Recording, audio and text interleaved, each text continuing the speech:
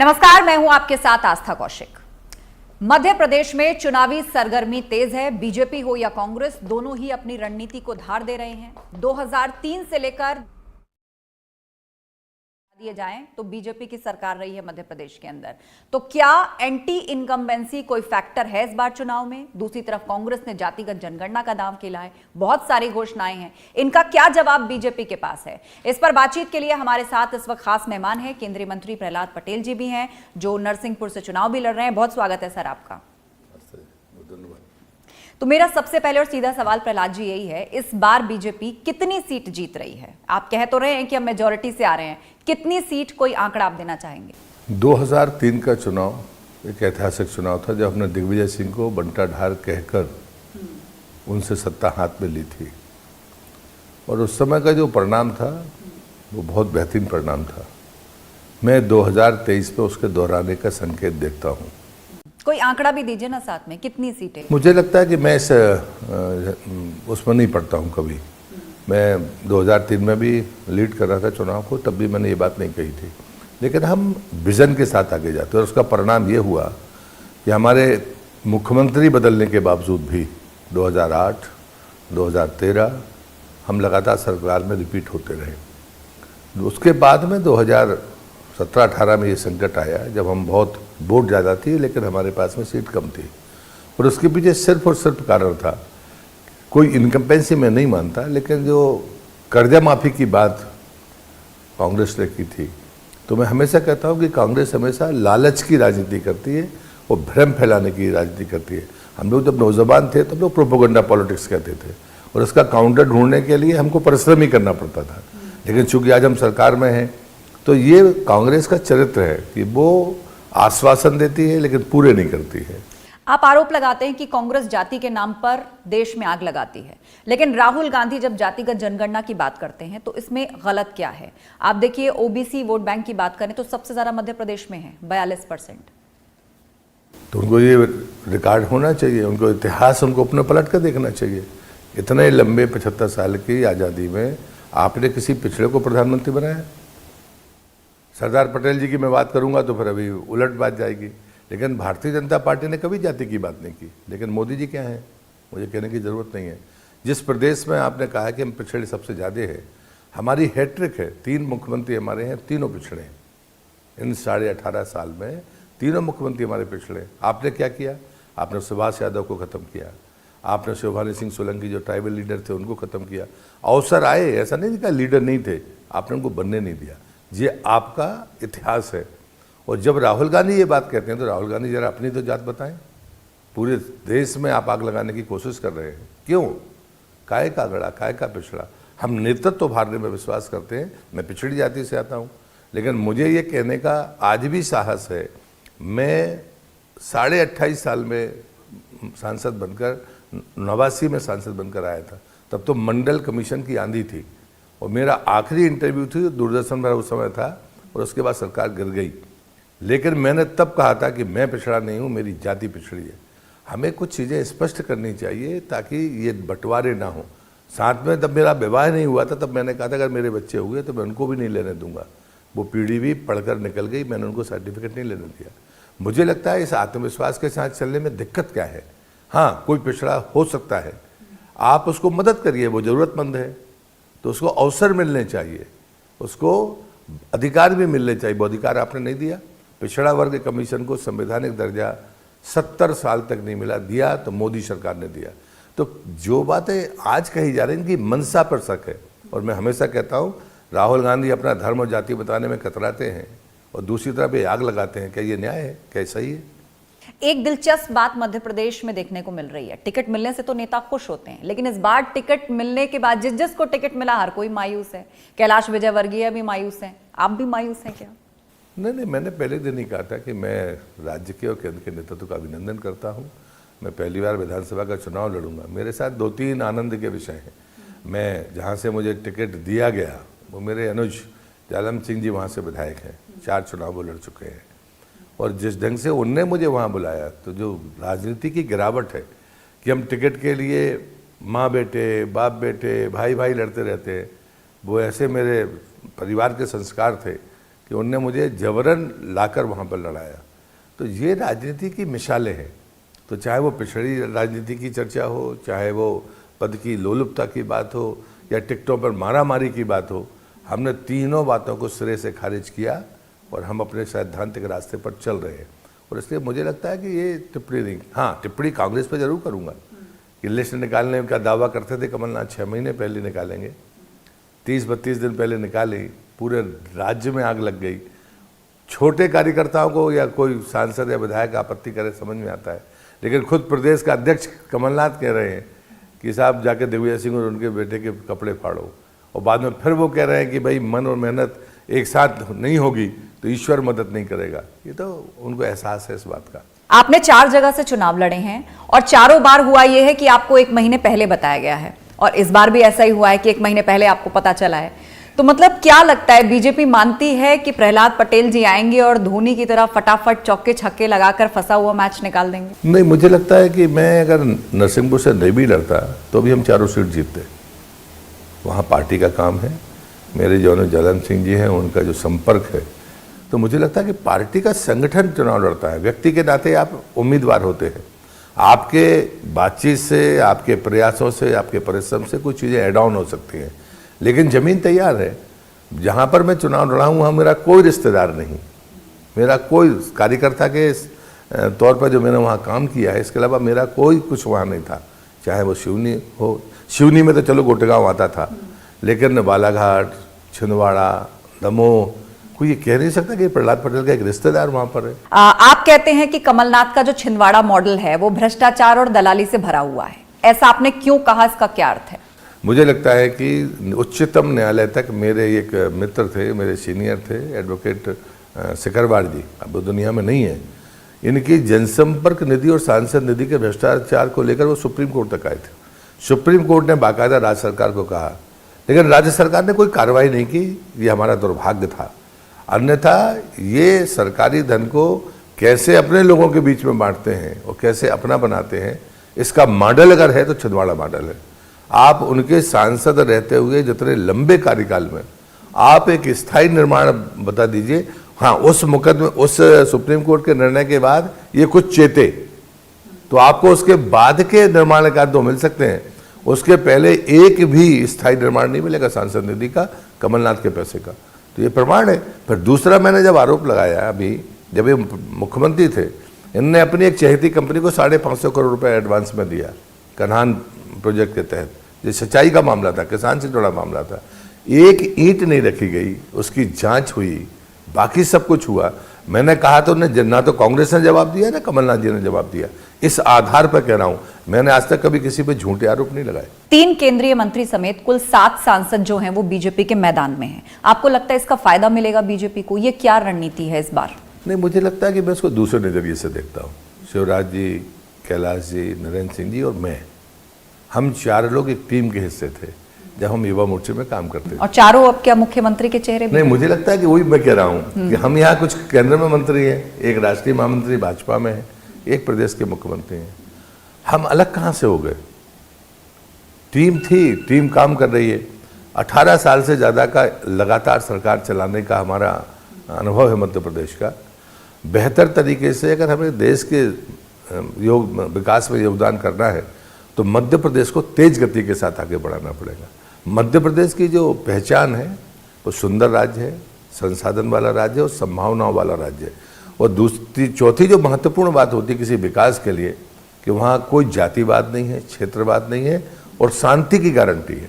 तो चाहे उद्योगपति हो, चाहे आम नौकरी करने वाला हो, मुझे लगता है आप भी जाति होंगी मध्य प्रदेश, बाकी राज्यों में भी जाति। मैं तुलना नहीं कर रहा कि कोई ऐसी तुलना होनी चाहिए, लेकिन मैं दावे से कहता हूँ जो बातें मैंने कही हैं वो अन्य राज्यों में नहीं मिलेंगी जो मध्य प्रदेश में मिलेंगी। आपने कांग्रेस पर आरोप लगाया कि पहली लिस्ट आने के बाद सर्फ और टब्बल जैसे हालात हैं, लेकिन बीजेपी ने भी कई सिटिंग एमएलए का टिकट काट दिया है। आपको लग रहा है विरोध के स्वर वहां से भी उठ रहे हैं, पार्टी को नुकसान हो सकता है? देखिए, मुझे लगता है हमारे यहाँ तो सिस्टम बिल्कुल साफ है। अगर मैं हूँ, मुझे कहा यहाँ पर चुनाव लड़ जाओ, यहाँ चले जाओ, हमें कार्यकर्ता के नाते विचार के लिए काम करना है। हम विधायक और सांसद बनेंगे या नहीं बनेंगे ये महत्वपूर्ण नहीं है। और जो लोग ऐसी टिप्पणियाँ करते हैं, मैं बड़ी विनम्रता से के साथ कहूँगा कि हमको विचार के बारे में सोचना होगा। कांग्रेस भी चुटकी ले रही है और वो कह रही है कि बताइए बीजेपी में सीएम का चेहरा कौन है। बहुत से चेहरे इस बार हो गए हैं, नरेंद्र सिंह तोमर जी का नाम लिया जा रहा है, आपका नाम लिया जा रहा है, और कैलाश विजयवर्गीय तो खुद ही कह रहे हैं कि मैं केवल विधायक बनने थोड़ी आया हूं, और फग्गन सिंह कुलस्ते उनके समर्थकों ने तो सीएम का चेहरा हटा के पोस्टर पे उनका चेहरा लगा दिया। मुझे लगता है कि तुलना हमारे लोगों में आपस में मत करिए, कांग्रेस से करिए। हमारे किसी भी जितने नाम आप ले रही हैं, आप दिग्विजय सिंह जी से तुलना करिए, ये भारी पड़ेंगे। आप कमलनाथ जी से तुलना करिए, भारी पड़ेंगे। लेकिन मेरा उन पर आरोप है, ये 2003 के पहले का थका हुआ नेतृत्व है, जो बेदाग नहीं, जो मैंने पहले कहा, कमलनाथ जी हों या दिग्विजय सिंह जी हों। हम तो दूसरी पंक्ति के नेता हैं जिनके आप नाम ले रही हो, तीसरी पंक्ति भी तैयार है, कांग्रेस के पास कहाँ है? तो हमारी चिंता ना करें, मतलब आपके पास तो नेतृत्व ही नहीं है, ये मेरा आरोप है। कई सिटिंग विधायकों के टिकट कट गए हैं, विरोध के स्वर आपकी तरफ से भी हैं। कुछ इलाकों की अगर हम बात करें, मालवा पर भी हम आएंगे, लेकिन बुंदेलखंड की मैं पहले बात कर लेती हूं। वहां पर बीजेपी को बहुत जोर आजमाइश करनी पड़ रही है, उसका क्या कारण है? समाजवादी पार्टी भी इस बार मैदान में है और वो भी बुंदेलखंड और आसपास ओबीसी और यादव वोट बैंकों पर अपनी नजर रखती है। मुझे लगता है कोई भी आ जाए, हमारा पिछले बार बुंदेलखंड में परफॉर्मेंस अच्छा था, इस बार भी उससे बेहतर ही होगा, ये बात आप मान कर चले। उसका कारण भी है, सिंचाई का जितना रकबा बुंदेलखंड में भाजपा सरकार के तो समय बढ़ा है, जल जीवन मिशन की सफलता जिस प्रकार से बुंदेलखंड में परवान चढ़ी है, कैन बेतवा लिंक के बाद में आने वाले बुंदेलखंड का, चाहे उत्तर प्रदेश का हो चाहे मध्य प्रदेश का हो, जो भविष्य बनेगा, क्योंकि अगर किसी बात के लिए बुंदेलखंड बदनाम था तो पानी की कमी के कारण था, और उसको भी मैं मैनमेड मानता हूँ, भगवान की तरफ से मैं कोई गलती नहीं मानता, प्रबंधन की कमी ही थी जिसके कारण ये सारी परिस्थितियाँ बनती थी। लेकिन मैं दावे से कहता हूँ कि चाहे कृषि क्षेत्र हो, चाहे सिंचाई का क्षेत्र हो, चाहे पीने का पानी हो, इस मामले में जो ऊंचाइयाँ बुंदेलखंड ने हासिल की हैं वो इसके पहले कभी ना हो सकती हैं और ना हुई हैं। शिवराज सिंह चौहान जो अभी मुख्यमंत्री हैं, कहा जा रहा है उनके खिलाफ एंटी इनकम्बेंसी है, ये फैक्टर है जो काम कर रहा है। आपको लगता है इससे नुकसान होगा पार्टी को? मैं इसका कांग्रेस परसेप्शन बिगाड़ने की कोशिश करती है, लेकिन हम जिन 4 लोगों के आपने नाम लिए, मैंने लिए, हम सब में लोकप्रिय नेता शिवराज सिंह चौहान, ये मेरी निजी राय है। लेकिन आप फिर भी इस बात का जवाब नहीं दे रहे कि पार्टी अगर आपको जिम्मेदारी दे बतौर सीएम या आपको चुने तो आप क्या मानते हैं? मुझे लगता है इसका जवाब देना भी नहीं चाहिए। इसका जो काम निर्णय पार्टी को करना है, उस पर हम अटकलबाजी में क्यों पड़े? अच्छा, उमा भारती एक वक्त बहुत करीबी थी आपके, लेकिन अब वही पार्टी पर सवाल खड़े कर रही हैं, क्या कहेंगे इस पर?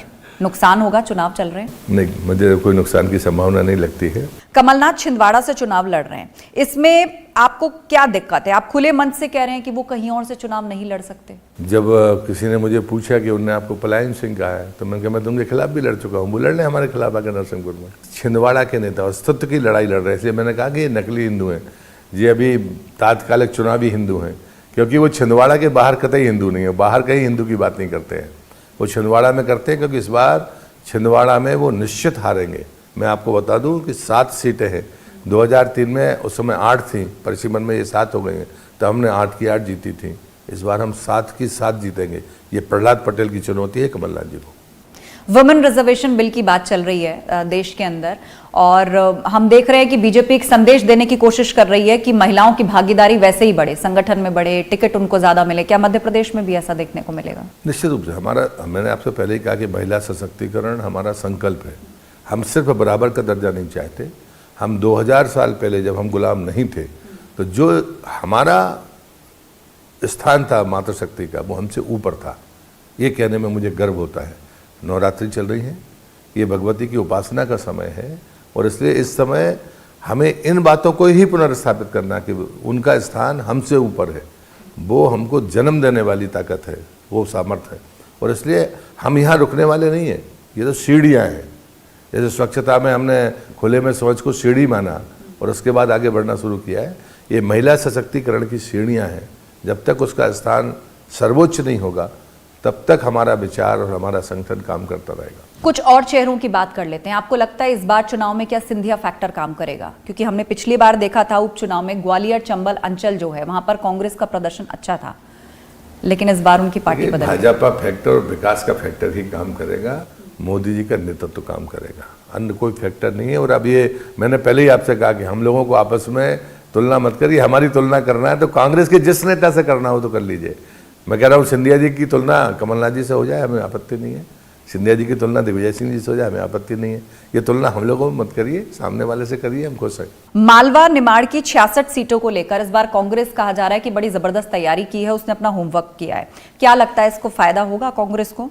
क्योंकि जो मालवा निमाड़ बेहतर प्रदर्शन करता है, कहा जाता है कि सरकार उसी की बनती मध्य प्रदेश में। निमाड़ और मालवा हमारे साथ था, है और रहेगा। इनके लाख ऐसे बोलने से कुछ नहीं होने वाला। मैंने कहा ना कि बिना चुनाव लड़े कोई अपने आप को विजेता घोषित कर दे। तो जब मैंने रामायण पढ़ी है तो एक तो रावण का नाम सुना है, दूसरा कमलनाथ जी को सुनता हूँ। अरे भाई चुनाव है, 17 तारीख को मतदान है, 3 को फैसला होगा, उसके पहले ही आप डींगे मारने लगे, ये नहीं हो सकता ना। बिना चुनाव लड़े आप लोकतंत्र का अपमान वो ना करें तो अच्छा है। लोकतंत्र में जनता के बीच जाना पड़ेगा, जनता फैसला करेगी। मेरे चिल्लाने से जीत अंकित नहीं होगी। मैं अपना विश्वास प्रकट कर सकता हूँ, दावा नहीं कर सकता। एक और सवाल मेरा आपसे जुड़ा हुआ, आपने अभी तक विधानसभा चुनाव नहीं लड़ा है, आप केंद्र में मंत्री हैं, लेकिन पार्टी आपको विधानसभा का चुनाव लड़ाना चाहती है। तो इसमें तो मैं खुश हूँ, पार्टी को मैंने धन्यवाद दिया है और मैं अपने घर वापस गया हूँ, जन्मभूमि में, कर्मभूमि में। जिन लोगों ने मेरे साथ दशकों तक संघर्ष किया, वो बहुत अन्याय हुआ है मेरे सहयोगी कार्यकर्ताओं पर, शायद हम उनके लिए कुछ अच्छा कर पाएंगे। बीजेपी कहती कि कांग्रेस में एकजुटता नहीं है, कमलनाथ ग्रुप अलग है, दिग्विजय सिंह का ग्रुप अलग है, इसका फायदा मिलेगा बीजेपी को? नहीं, हम कह कहाँ रहे हैं। कल 24 घंटे से आप भी देख रहे हैं, पूरा देश देख रहा है, प्रदेश देख रहा है, विजुअल देख रहे हैं, वॉइस रिकॉर्डिंग, ट्वीट पढ़ रहे हैं। तो हानि लाभ बंटवारे के आधार पर हम कोशिश नहीं करते हैं। मालूम है कि कांग्रेस कमजोर है, कांग्रेस के पास में ना तो विचार है, ना नेता है और ना विकास का कोई मॉडल है। इसलिए वो झूठ के सहारे जाते हैं या भ्रम फैलाने के सहारे जाते हैं या लालच की बात करते हैं। पिछले विधानसभा चुनाव में बीजेपी पिछड़ गई थी, आपको लग रहा है कि इस बार आप बड़ी जीत दर्ज करेंगे? कितनी सीटें आएंगी, क्या रणनीति हो? जनता को उस भूल का एहसास है। वोट हमारे ज़्यादा थे, सीट हमारी कम थी। और बात की जो परिस्थितियां बनी हैं वो परिस्थितियां लोगों ने देखी हैं। उनके 1.5 साल के कार्यकाल की लूट देखी है। कमलनाथ ऐसे आदमी हैं जो अपने कमरे से बाहर नहीं गए मुख्यमंत्री के तौर पर। कमलनाथ ऐसे आदमी हैं जो अध्यक्ष हैं 6 साल से, वो किसी जिले में नहीं गए बैठक लेने के लिए। तो मुझे लगता है कि ऐसा नेतृत्व ये प्रदेश की जनता देख रही है और इस बात का एहसास हम प्रदेश की जनता को करा के ही रहेंगे। पत्रकारों के लिए अलग से हमें पता चला है कि उन्होंने घोषणा कर दी है, मुझे लगता है लड़कियों के लिए अलग से फ्रीबीज जो है वो इस बार तो आप लोग भी हैं, कहा जा रहा है कि जिस फ्रीबीज का आप विरोध करते थे अब आप भी जनता को उसी की सौगात देने जा रहे हैं। नहीं, मुझे लगता है कि हमारी कार्य योजना में हमेशा मैं ये बात कहता हूँ कि हम थर्ड पार्टी असेसमेंट के लिए तैयार हैं और इम्पैक्ट असेसमेंट करते हैं। हमारी योजना लालच के आधार पर नहीं होती। और मैं जिस विभाग का मंत्री हूँ उसमें शौचालय भी आता है और जल जीवन मिशन का पानी भी है। WHO से हमने थर्ड पार्टी असेसमेंट कराया, आपके UN ने उसका असेसमेंट किया। उन्होंने कहा कि 4 लाख डायरिया से होने वाली मौतें बचेंगी और 8 लाख करोड़ इलाज का पैसा बचेगा। ये थर्ड पार्टी असेसमेंट है। इम्पैक्ट असेसमेंट इस बात का है अगर पानी घर तक पहुंचेगा तो समय भी महिलाओं का बचेगा, स्वास्थ्य भी उनका ठीक होगा। और जो बात मैंने इम्पैक्ट असेसमेंट की आपको बताई है या थर्ड पार्टी असेसमेंट की, ये इसका फायदा होगा। शौचालय में जो परिस्थितियाँ इस देश के भीतर देखी हैं लोगों ने वो शर्मनाक थी, अपमानजनक थी। तो मुझे लगता है वो सिर्फ सम्मान बचाने भर की बात नहीं है, वो स्वास्थ्य से जुड़ी भी बात है, समय से जुड़ी बात भी है। तो ये महिला सशक्तिकरण के लिए बेहतरीन मॉडल है, ये लालच नहीं है। तो चाहे वो उज्ज्वला गैस हो या हमारा प्रधानमंत्री आवास हो, ये या आयुष्मान कार्ड, ये एक छोटी सी बीमारी आदमी के पूरे परिवार को खत्म कर देती थी संपत्ति से। आदमी तो जाता ही था, साथ में परिवार भी नष्ट होता था। ये चीज़ें हैं जो हमें संबल देना पड़ेगा ज़रूरतमंद को, ये लालच नहीं है। लेकिन जब आप बाकी चीज़ें करते हो जिसका कोई आधार नहीं होता, वो लालच है। महिलाओं पर बहुत बड़ा दाम आप लोगों ने चला है, चाहे वो स्कूटी की बात हो या फिर अलग अलग योजनाओं में हर महीने पैसा ट्रांसफर महिलाओं और लड़कियों के अकाउंट में हो रहा है। तो कांग्रेस कह रही है कि ये भी तो एक लालच है और आप कह रहे हैं कि हम लालच की राजनीति नहीं करते। देखिए, आप पढ़ी लिखी हैं, आप जिस परिवार से आती होंगी, लेकिन आज भी बताइए कि पढ़ा लिखा परिवार भी बेटे और बेटी के बीच में डिस्क्रिमिनेशन करता है या नहीं। मैं सबकी बात नहीं कर रहा, लेकिन अधिकांश आप ग्रामीण क्षेत्रों में या ऐसी जगह पर जाइए, जबकि ये बात ट्राइबल में नहीं है।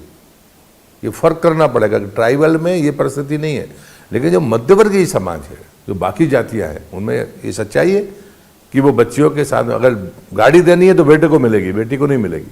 क्या ये सच्चाई नहीं है? अगर आपने इस डिस्क्रिमिनेशन को खत्म कर दिया और उसने टैलेंट अपना प्रूव कर दिया है बच्चियों ने, आप प्रशासनिक क्षेत्रों में जितने सीईओज हैं, जितने भी हमारे एग्जामिनेशन होते हैं उसकी टॉप की लिस्ट है, उसमें कौन है? और उसके बावजूद भी अगर आपके मन में ये बात है कि उसको हम सुविधा देना नहीं चाहते, तो एक बार वन टाइम अगर आप एक करके उसको बूस्ट करते हैं, मुझे नहीं लगता कि ये लालच है। कांग्रेस बेरोजगारी का मुद्दा उठाती है, केंद्र स्तर पे भी उठाती है, राज्य स्तर पर भी उठाती है, इसके लिए आपका क्या जवाब है? देखिए, महंगाई का मुद्दा उठाती है। पूरी दुनिया में जो इस समय उथल पुथल है, महंगाई पूरी दुनिया में जितनी है उसकी तुलना में भारत श्रेष्ठ है, इतना दुनिया मानती है। ये माने या ना माने, बाकी जो मर्जी है कहे। बेरोजगारी के मामले में हमारे पास अवसर हैं, हम दुनिया में हमारा जो टैलेंट है वो जाएगा और निश्चित रूप से उसका लाभ मिलेगा। स्वावलंबन की अगर हम बात करते हैं तो हम गांधी को सिर्फ गांधी के तौर पर नहीं मानते हैं, हम उनकी नीतियों को मानते हैं। यदि आप आत्मनिर्भरता की तरफ आगे नहीं बढ़ेंगे तो ये बात मानकर चलिए, इतनी बड़ी आबादी को हम बेहतर जीवन नहीं दे सकते हैं। और इसलिए नशे से बचाना ये हमारा सब सामाजिक काम नहीं है, हमारी अगली पीढ़ी की सामर्थ्य को घटने नहीं देना, इसलिए हमें इस पर काम करना चाहिए। आत्मनिर्भरता इसलिए कि जो पुरुषार्थी लोग हैं, जो उनको मदद की जरूरत है, उनको मदद करनी चाहिए। ये लालच नहीं है, क्योंकि हमें खड़े होने के लिए परिवार के पास अगर सामर्थ्य नहीं है तो बस सरकार या समाज दे, समाज देने की स्थिति में नहीं है तो सरकार दे। तो ये ऐसी चीज़ें हैं जिन पर हमें फोकस ही करना चाहिए और चर्चा भी करना चाहिए। और मैं मानता हूँ कि बेरोजगारी पर जितनी चर्चा हो वो बेहतर होगी, क्योंकि खाली चिल्लाने से काम नहीं चलेगा।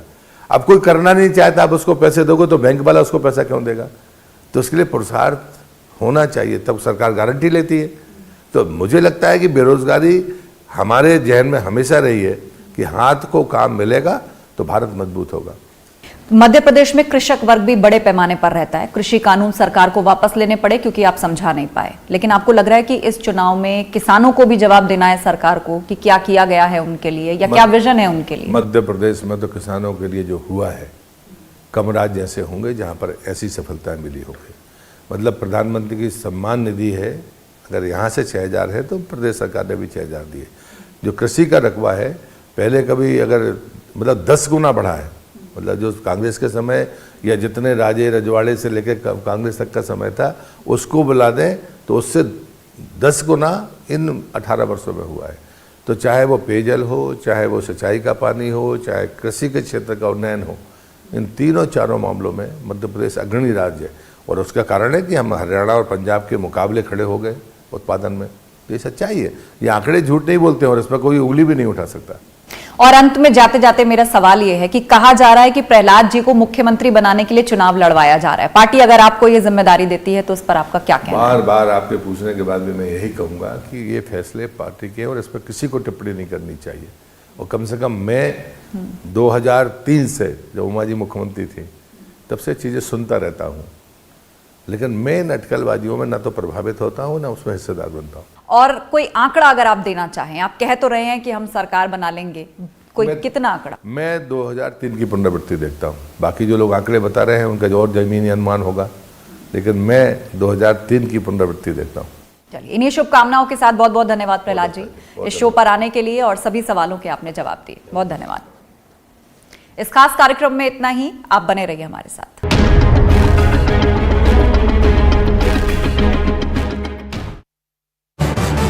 दावेदार टिकट